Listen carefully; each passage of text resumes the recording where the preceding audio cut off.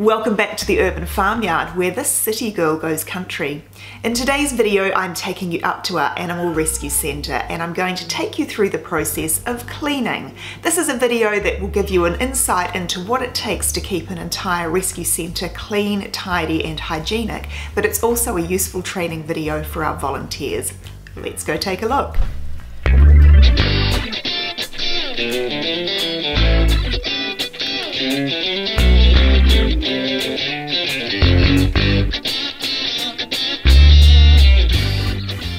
Well, here we are at the rescue centre.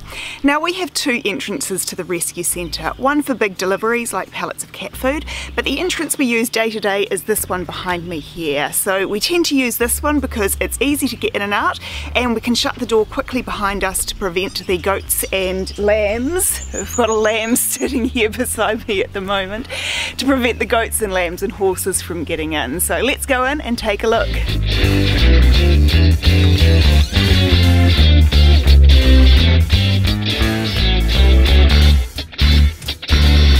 Now our rescue centre is currently split into two different sections. We have the utility room where I am now, and we have the main cattery which is through the door just behind me. Now the utility room is the area where we keep our young cats and kittens, and we also keep cats and kittens that have not yet been vaccinated, desexed and microchipped. Now what we do each day is we start work in the utility room. We clean all the cages and sort out all the mess in the utility room first. The reason why we do that is we've got unvaccinated cats in here, and what we don't want to do is transfer potential germs from the main cattery across to the cats in the utility room.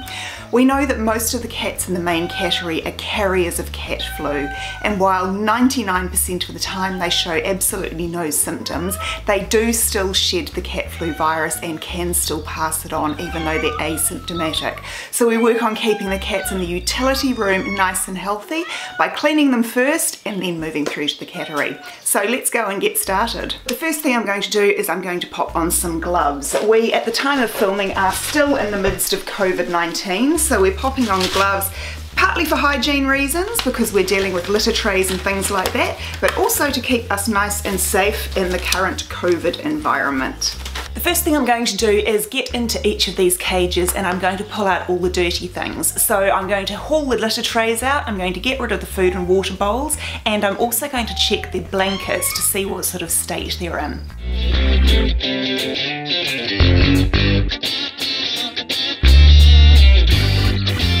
There's the first step done. Now when I'm checking the bedding, what I'm doing is just checking to see whether it can go another day before it's changed. What I tend to do is if there's solid waste on the bedding, I pop that in a litter tray, which I'm going to then throw out. But if it is reasonably clean and tidy, what I would do is maybe flip it over, maybe fold it in the other way and then pop it back in. We try to reduce the amount of washing we're doing by recycling bedding as much as possible, so we do reuse it each day if we can. Next thing I'm going to do is I am going to empty the litter tray that I've just taken out. So what we have is a giant roll of rubbish bags. I'm just going to take one of those off. And I'm going to grab a litter scoop from the wall behind me. Now we have a couple of rules in here when we're working. One is you have to keep all cage doors and all physical doors shut at all times to prevent anyone from going missing. The other rule is you have to put everything back where it originally came from. The reason why that's important is we have a lot of volunteers who come through each day, and it's important that they can find things and don't have to go hunting every time they come in. That would be super frustrating. And I'm just going to dump all the waste from that litter tray into the bag. Give it a scrape to remove anything that didn't just tip off on its own. So that tray already looks pretty clean, but we are going to give it a good scrub. So what I tend to do is do this in batches. So what I do is pile all the litter trays here by the sink and I wash them all together. It's just a lot faster that way if we do the same thing all at once. What I'm then going to do is check the state of these bowls. Now if the bowl like this one has just got a little bit of food in the bottom but is otherwise nice and clean, then I'm going to reuse it. I'm just going to fill it up with fresh food without actually washing it. With the water bowl, I'm going to do the same. Again, this one's in a pretty good state, so all I'm going to do is top up the water and pop it back in the cage. Now when you're topping up food bowls in here, you need to check the type of food you're using. We have two types of food here in the cattery, adult food and kitten food. They're both stored in big bins and they're both labelled, so if you are filling up a bowl that belongs to a mum and kittens, give them kitten food. If you're filling up a bowl that belongs to adults, then you give them adult food.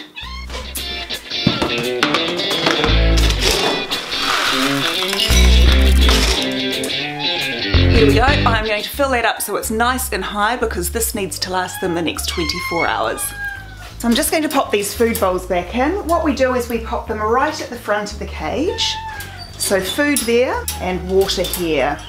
And the reason why we pop them here at the front of the cage is in behind we've got just enough space for their litter tray. So that means that we're taking up the minimum amount of space with litter and food bowls to give them maximum space to stretch out and play or have a nice sleep. When it comes to refilling litter trays, we are really careful about the amount of litter that we use. Firstly, we're trying to reduce operating costs. We're also trying to reduce the amount of waste that we're sending to the landfill. Now, the amount of litter we put in each tray depends on the litter that we're using at the moment. Now we tend to use one of two types of litter. One is regular clay litter and the other is wood burner pellets. At the moment we're using wood burner pellets, so all we're going to do is put half a scoop inside this little tray. Just about that much.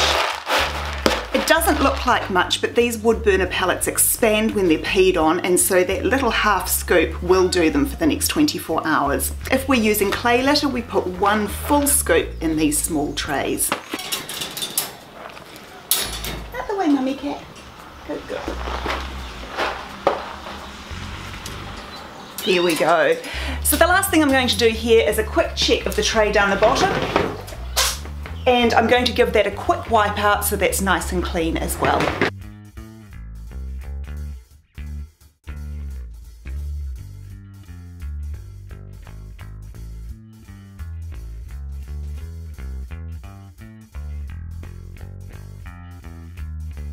And that's our first cage done.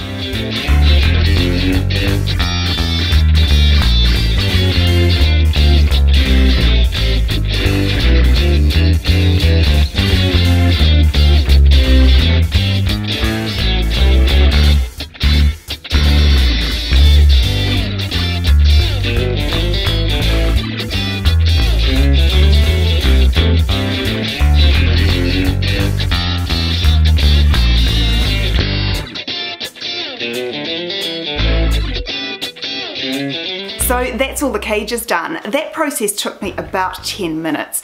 I did find when I first started doing this that it took quite a lot longer, but I do tend to find you get yourself into a bit of a system and you do learn to streamline it really well. So we're now going to start work in the main room, which is where the big cats live. So again, I'm going to start by emptying all the used litter trays into a bag and taking them out so I can give them a good scrub. Next step is I am going to scrub all the litter trays from the main room. Now to do this, what I do is I make up a solution of bleach and water in the sink and I give them all a good scrub. Now we're on tank water here, so we do need to be careful about the amount of water we use. So I put just enough water in the sink to get the job done, no more.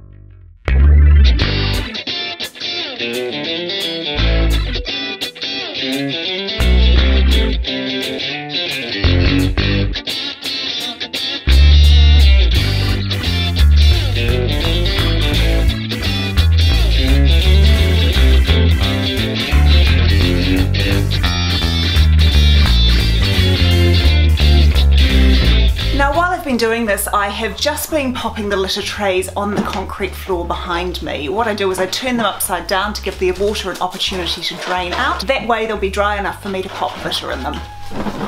So once the trays are done, I'm then going to give the litter scoop a good clean as well, and then I'm going to drain this dirty water out so we can start with a fresh lot when we get to the floors and the water bowls. The next thing I'm going to do is bring the food and water bowls through to the utility room so that I can give them a good clean and I can top them up. Now I'm going to do the same thing I did with the food and water bowls in the cages. I'm going to check these food and water bowls. If they're dirty, I'm going to give them a good scrub and dry. If they're reasonably clean, then I'm just going to top them up. So let's go do that.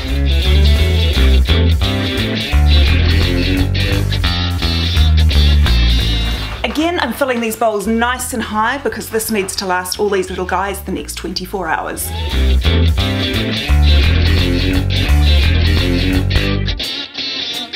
Now the water dispensers we use in the main cattery are these big gravity fed dispensers. We find that 2, sometimes 3 of them gives these cats sufficient water for a 24-hour period. All we do to fill them up is we pop out the top, it's a bit like a human water dispenser, and we try to twist off the lid. Now if for some reason we can't twist off the lid, there's a hole in the top and we can just fill it through there. So that one I'll fill through the hole in the top. This one, I can take the lid off. Next step, I am going to get onto the floor in the main room. Now, despite what it looks like now, would you believe that this floor is either swept or vacuumed and mopped every day? But with the number of cats that we've got in the cattery, it needs to be done again every single morning because it is pretty bad. Now, behind me we have the mopping accoutrements. We have the little dustpan, we have the mop, and we have the broom, and there's also usually a vacuum cleaner in here. So we have the option of either vacuuming the floor or sweeping the floor. I've decided I'm going to sweep today just because I feel like sweeping.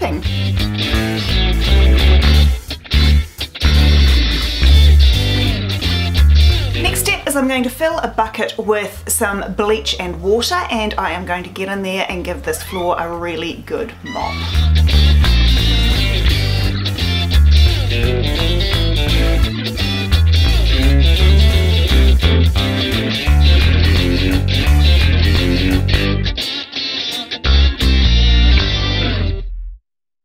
Once I've mopped the floor, it tends to be pretty wet and it attracts paw prints really quickly. So what I'm going to do is grab a towel and I'm just going to scoot across the floor and give it a good dry before I go back in. Next, I'm going to take a bottle of spray and wipe and a cloth, and I'm going to go and give the cat wheel a good scrub because there's a lot of little paws that dance on that wheel every day and it gets pretty grubby. I'm also going to go around and do a quick spot check of the walls, see if there's any other mess that needs to be sprayed and wiped off. Let's go do it.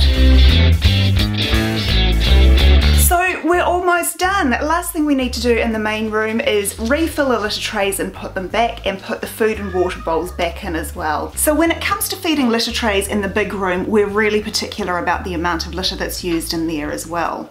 If we're using regular clay litter, we use 2 full scoops in each of these, so that's level scoops we use.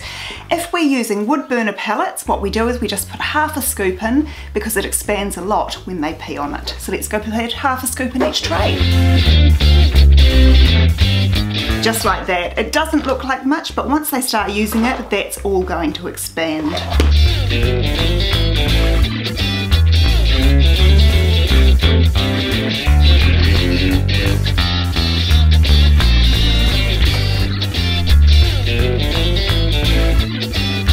Are almost done. All we now need to do is a quick tidy up here in the utility room so that the next volunteer can find everything, and then we can head away and continue our day.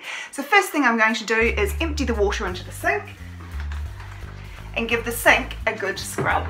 I'm now going to give the bench a spray and wipe so it's nice and clean.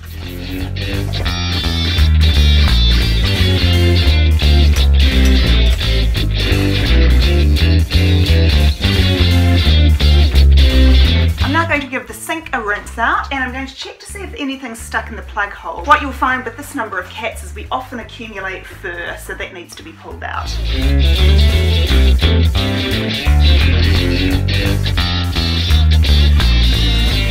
And leave the cloth to dry. The last thing I'm going to do is sweep the utility room. I'm going to put the rubbish bags outside, I'm going to put the dirty laundry in the basket ready to be laundered, and I'm going to check and top up the food and kitty litter bins if they're looking a bit low. So that means everything's ready for the next person when they come in tomorrow morning. Let's go do it. So we are all done. That process to do both rooms took me about an hour. It really depends on how much mess there is on a given day. The only other thing I'm going to do before I leave is I'm going to do a quick check to make sure I've put everything back where it came from so everyone can find it tomorrow, and then I'm going to go and get on with my day. So I hope you've enjoyed today. I hope you've enjoyed getting a glimpse into what we do up here in the Animal Rescue Centre every day, and I will see you back here tomorrow.